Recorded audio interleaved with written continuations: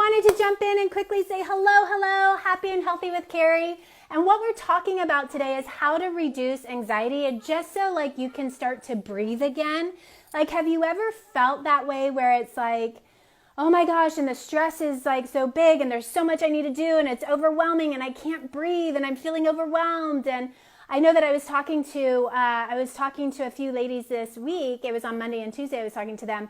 And they were feeling this sense of overwhelm, and it was so strong that it can often send people into a state of spinning, where then you really get nothing done. You become unproductive, right? And you start to question yourself and you start to doubt yourself. And like, can I get out of this? Can I handle my life? Oh my gosh. And so I wanted to talk about that today, because I know with a few simple tips that it is totally possible for you to move out of overwhelm and anxiety and heightened stress. It is totally possible to move out of that and into a place where you feel grounded and rooted, where you feel calm, peaceful, grounded, and rooted. And it's like, you know, in what I was telling some of these women, it's like, you know, think of a washing machine for your clothes, and you see the, like, you can see through the glass and the clothes are spinning and it's all the suds and the soap and the clothes are just spinning and spinning, and then it goes to the end of the spin cycle and it's going faster and faster and faster, right? Well, it can feel like you're just in that spin cycle, boom, boom, boom, boom, unless you just learn, okay, how can I disrupt the pattern of the spin? We could call it a spin disruptor. I like that. How can I create a spin disruptor so that I'm not going down the rabbit hole? I'm not continuing to go bzzz in the washing machine. And one of the things is take a time out for yourself.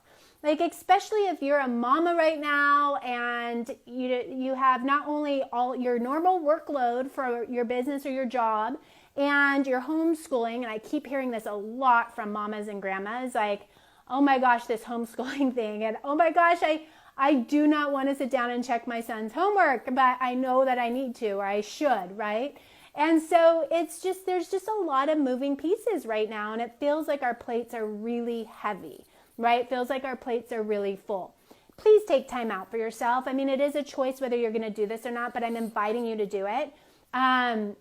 It will make a difference. One thing that I've been doing the past week or week and a half is I've been getting up at 4:30, 5 o'clock. And you might go, oh my gosh, you're crazy. There's no way I'm getting up at that time. But what I've found is that it's really quite a beautiful, quiet time in the house, where the house is still quiet. It's dark outside. I've been watching the sunrise every morning. It's been so beautiful. And I've been doing that so that I can get ahead of my workload. I can work on my book, because I am finally writing my first book. And I can work on my book and get a little bit ahead of my workload before my 5-year-old wakes up. And so yesterday I did this, and I worked a full day from 4:30 to 12:30. That's an 8-hour day. Like, I had already worked a full day by lunchtime. And then I felt totally guilt-free. I felt totally fine that I took like a 2-hour break in the middle of the day. I took my son, we went for a bike ride, ends up the beaches, we're half a block from the beach, and ends up the beaches have reopened as long as you're wearing a mask. And so we went down to the beach, and he was able to run through the ocean. We took our shoes off. This is so cute, you guys. We get to the beach and he goes, I want to take my shoes off. And I'm like, oh, you can definitely take your shoes off. And he goes, Mom, you should take your shoes off and ground too, because I've been teaching him about grounding every day, to get your bare, some part of your body, whether you're laying in the grass and looking up and counting the clouds, or like your bare feet walking on the bare earth every single day for at least 5 minutes to recalibrate your energy, right? And so I've been teaching about this, because every day at lunch we go outside, we eat outside with our bare feet on the earth. And he's like, Mama, you should take your shoes off and you should do some grounding. And I'm like, oh my God, you're right. So we ripped off our shoes, and he immediately ran into the ocean, which is 64 degrees. It's very nice, pleasant. And for like 2 hours yesterday, we got to build, he built sandcastles. I got to relax and just take in the ocean and take in the air and just have my feet on the sand. And then I came back we came back a few hours later, and then I had my afternoon of meetings. I had about 3 more hours of meetings. And he was tired. He got to get outside. He got a break. He got a timeout in nature. I also got a break and got a timeout in nature. And it just helps. It helps reduce stress. It helps reduce anxiety to get natural D3, get out in the sun, get out in nature. All of these things are going to help you reduce stress and anxiety and help you breathe again, right? Like help you ground your energy. The other thing about this is you might say, yeah, but Kerry, you're not getting enough sleep then. If you're getting up at 4:30 and sleep is so important to reducing your anxiety and stress. Well, the truth is I go to bed with my son. We start, he's supposed to be asleep by 8:30, but we end up usually reading, and we read all these, he's choose your own adventure books that we found. They were my husband's from his childhood, and we just found them. And so we're reading all these books. So lights went out last night at 9 p.m. So I slept from 9 to 4:30 last night. I was fine. I am getting enough sleep. And so I share this with you because it's like there are things that you can do, and you can start to manage your time differently so that your anxiety, so there isn't as much anxiety. Take time out for yourself on a daily basis so that you don't feel ripped off in this lifetime like, oh my God, I just worked my life away, right? No, you don't need to work your life away. Find something that you're super passionate about to invest your time and energy and create a legacy with. Absolutely, yes. And allow your life to be multidimensional, where you have a family life. You have a life of adventure and fun and play and giggles and laughter and snuggles and all of that stuff, right? And because we don't want you to get to the end of your life and look back and be in regret or resentful, because it's a choice. It's a choice how you're choosing to spend your days and what you're choosing to do every single day. So if you're feeling right now, like you might say, yeah, that's great, but what can I do in this moment to feel better? So if you're like one of those women that I was talking to at the beginning of the week, where it's like, oh my God, what I'm going to say is just stop what you're doing.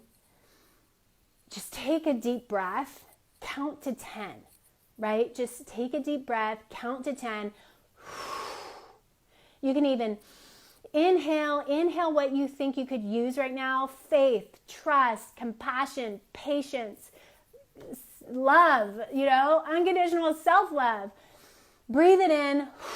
Exhale out what's not serving you right now.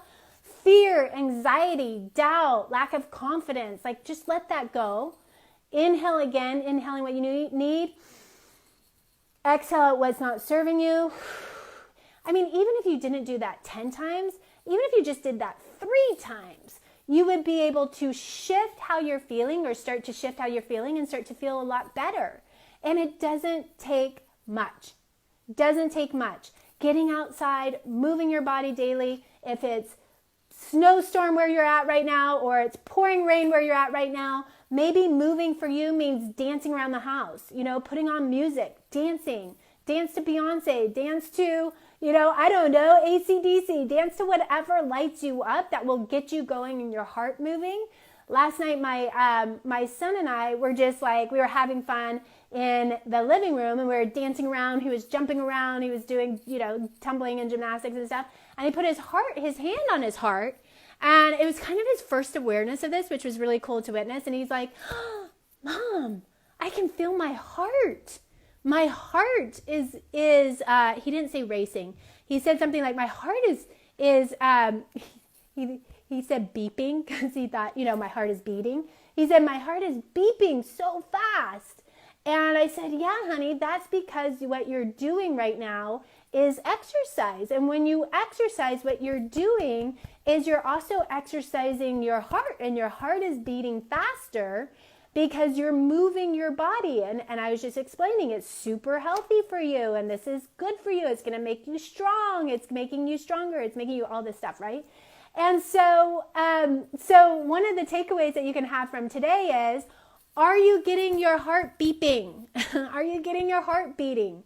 Getting heart rate going is really good for you, because it means that you're also shooting off a different chemicals in your body and in your brain, so that you are shifting your brain chemistry, and feel-good hormones happen when you exercise. So super powerful, a great way to reduce stress, a great way to help yourself exhale, right? Exhale and breathe again. And that breath itself, the breath itself is so powerful and so beautiful, right? Like, we cannot live without breathing. We cannot live without breathing. And you can't live without food for a few days. You can't live without water very long. And you definitely can't live without breathing. And I do think that a lot of us take breathing for granted. It's just something that happens, right? But what if you started to use your breath intentionally? I've done a ton of breath work. I used to travel around the world, study with monks. And I studied with the Shivananda monks many, many moons ago. And at this one time, I went to an ashram, or spiritual ground. It was in the forest on the east coast of Canada, and I went for a month, and I was outside of this little village, and we did 2 hours of breath work even before the sun rose every single morning. And it was some of the hardest work I've ever done, and it gave me a different relationship to breath and breathing and breath work, and the capability and the power that it can have. So I know that we're not going to go right now and go into 2 hours of breath work together, but what you can do is you can leverage your breath as a tool that is accessible to you at all times, and you can start to leverage it, like even with the 3 to 10 breaths.